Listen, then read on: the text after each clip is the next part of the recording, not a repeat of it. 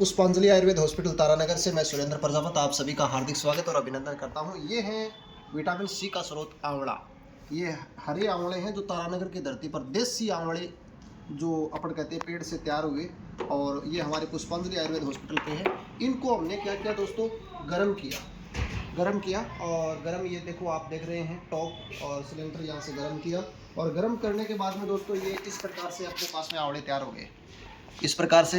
और इसको हम क्या कर रहे हैं, अभी इनको देखो इस प्रकार से इनको एकदम स्वच्छता के साथ बीज निकाल रहे हैं। और ये देखो बीज, काफ़ी सारे बीज हमने निकाल भी लिए हैं, और बीज निकाल कर ये जो औषधि इस रूप में तैयार कर रहे हैं। अभी हम भाई साहब से जानकारी लेंगे। भाई साहब, इनका हम इस प्रकार से तैयार करने का उद्देश्य क्या है, लाभ क्या है?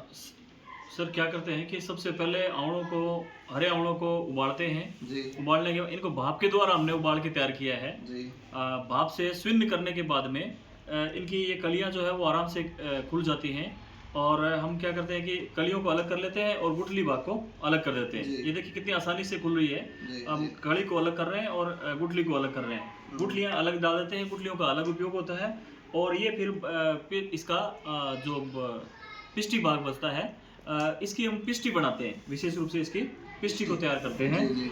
अधिकांश लोग क्या करते हैं, मशीन के द्वारा च्यवनप्राश बनाने के लिए या किसी अमृत रसायन बनाने के लिए यूज करते हैं, लेकिन हम विशेष रूप से मैनुअल मेथड से, जिसमें आंवले की सबसे अच्छी घिसाई होती है, जिसमें फाइबर्स जो है वो इसी के अंदर रहते हैं, उस मेथड से इसको घिसाई करते हैं। इसलिए हमारे रिजल्ट भी सर्वश्रेष्ठ रहे हैं, पीछे भी रहे हैं, लोगों ने बड़ा सराहा है, और मुझे उम्मीद है कि भविष्य में भी इसका अच्छे परिणाम आएंगे। ये अभी तो च्यवनप्राश का मौसम गया, सर्दी तो गई, फिर च्यवनप्राश किस काम का ये अपना? देखिए सर, लोगों में सबसे बड़ा भ्रम यही है कि च्यवनप्राश का सेवन जो है वो सर्दी की ऋतु में ही करना चाहिए, जबकि मेरा ऐसा मानना है, शास्त्र का ऐसा मानना है कि च्यवनप्राश के अंदर सबसे मैक्सिमम भाग जो होता है वो आंवले का होता है, और आंवला सभी ऋतुओं में खाया जा सकता है।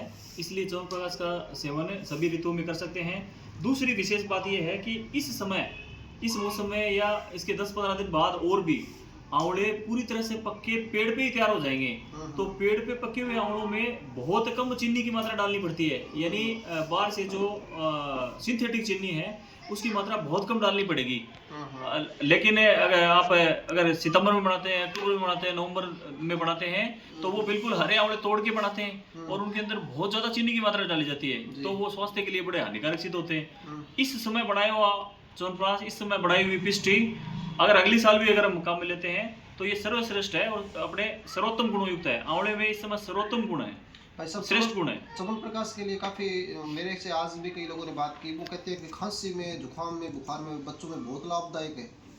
जी जी जी, ये आप ठीक कह रहे हैं। च्यवनप्राश एक रसायन है, और इसको रसायन की विधि से खाने से इसके पूर्ण लाभ मिलते हैं। विशेष करके बुजुर्ग व्यक्तियों में स्वास्थ्य से संबंधित विकार, खांसी, जुकाम, दम्मा, उनमें वैद्य की देखरेख में लेने पे पूर्ण लाभ मिलता है। ये इम्यूनिटी को बढ़ाने वाला है, उम्र को बढ़ाने वाला है, और शरीर में ओज, वर्ण क्रांति बढ़ने वाली है। जिन लोगों को लगता है ना कि मेरा चेहरा बड़ा सुस्त सा रहता है, उदासी सी छाई रहती है, उन लोगों को च्यवनप्राश का, किसी वैद्य द्वारा बनाए हुए च्यवनप्राश का नियमित सेवन करना चाहिए। निश्चित रूप से उसको लाभ मिलेगा। तो दोस्तों सबका नमस्कार। ये अपना जो देख रहे हैं पिष्टी आप लोग देख रहे हैं, हमारी पुष्पांजलि आयुर्वेद हॉस्पिटल तारानगर पर उपलब्ध है, और नया च्यवनप्राश बनने जा रहा है। हम खूब मेहनत कर रहे हैं, आप सबका सपोर्ट बना रहे। सबका धन्यवाद, बहुत बहुत आभार। नंबर आपको मैं ऊपर लिख दूंगा।